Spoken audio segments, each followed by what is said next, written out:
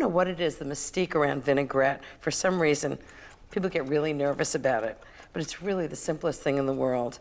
The key to making a really good vinaigrette is using really good ingredients. It doesn't take a lot.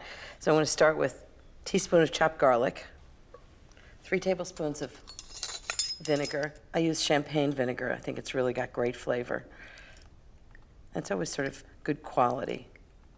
And although it says champagne, it's not expensive. Teaspoon of Dijon mustard. And you can use regular American mustard, but this really just has so much more flavor. It's really intense, and it does exactly what you want it to do in the vinaigrette. Teaspoon of salt. I think this is where most vinaigrettes fail. Not enough salt and pepper. Half a teaspoon of pepper. I'm just going to whisk it all together.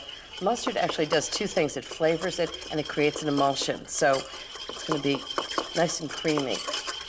And then good olive oil. I love California olive oil. I don't like when it's too green because it has that bitterness to it. I like when it's sweet and not too strongly flavored. About a half a cup. And just pour it in slowly as though you were making a mayonnaise. What the mustard does is create an emulsion with the vinegar and the olive oil. And then it sticks to the leaves much better. Okay, that should be it.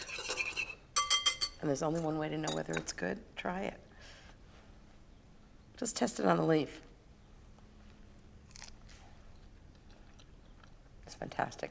You can really taste the garlic, taste the good vinegar, olive oil. So this is what I do with a vinaigrette, is I put a little bit in the bottom of a bowl. You don't want to toss it before you're going to serve it.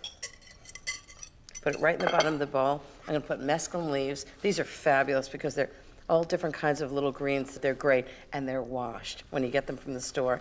I'm just going to put them right on top. So the vinaigrette's on the bottom, the leaves on the top. Jeffrey just can toss it whenever he's ready for dinner. And then dinner is literally in the fridge.